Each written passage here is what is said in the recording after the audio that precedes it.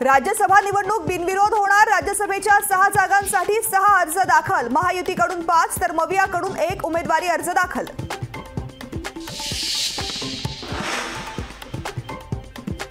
पुणे लोकसभेसाठी भाजप मराठा उमेदवार देण्याची शक्यता। मेधा कुलकर्णींना राज्यसभेसाठी संधी दिल्यानं पुणे लोकसभेची गणितं बदलणार।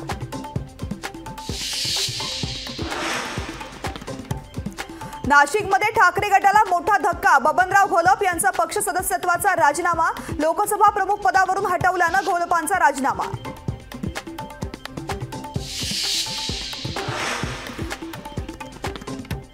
निवडणूक रोखे अर्थात इलेक्टोरल बॉन्ड्स योजना सुप्रीम कोर्टानं फेटाळली। इलेक्टोरल बॉन्ड्स असंवैधानिक असल्याचं सुप्रीम कोर्टाचं स्पष्टीकरण। इलेक्टोरल बॉन्डवरती बंदी घालण्याची केली होती याचिकेत मागणी।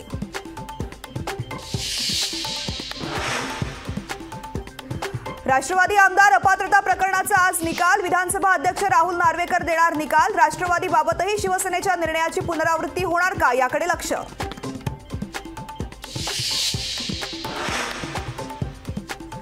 राष्ट्रवादीला वाटते अपात्रतेची भीती। खासदारकीची 4 वर्ष शिल्लक असतानाही राष्ट्रवादीकडून प्रफुल्ल पटेलांना उमेदवारी। काही तांत्रिक कारणामुळे निर्णय घेतल्याची तटकरेंची माहिती।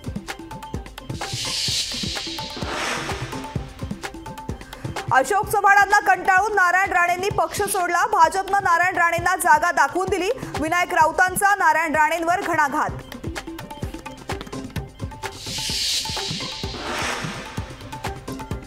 मनोज जरांगेंचा उपोषणाचा 6वा दिवस। जरांगे यांची प्रकृती खालावली। जरांगेंनी लोकांच्या आग्रहास्तव घेतलं पाणी।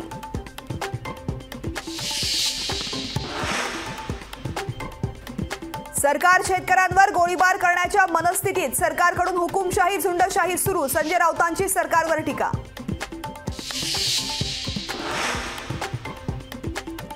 रोहित शर्माची शतकाला गवसणी। 3ऱ्या सत्रात रोहितकडून शतक पूर्ण। भारत 3 बाद 193 धावांच्या मजबूत स्थितीत।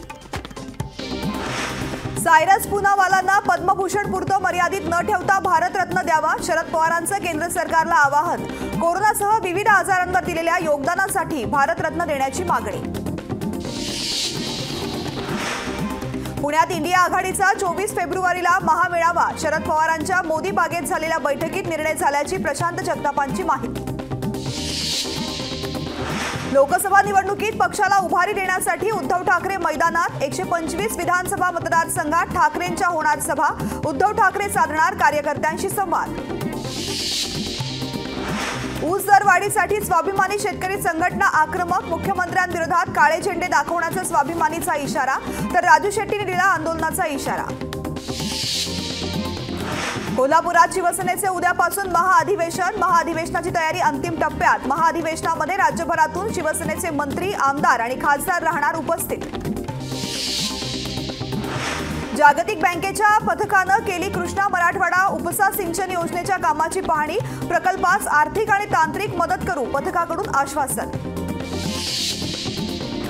अटल सेतूवरून महिनाभरात धावली 8,13,000 वाहनं। सागरी सेतूला महिनाभरात केवळ 13 कोटींचा महसूल। मार्चपासून मुंबईत 10% पाणी कपातीची शक्यता। 7ही धरणांमध्ये 48% पाणीसाठा शिल्लक। राज्य सरकारकडे राखीव साठा देण्याची पालिकेची मागणी। दहिसर भाईंदर रस्त्याचा भार मुंबई पालिकेवर। MMRDAची दहिसर भाईंदर उत्पन्नात जोडरस्ता निधी देण्यास असमर्थता। मुंबई महापालिका करणार या प्रकल्पाचा 3,500 कोटींचा खर्च।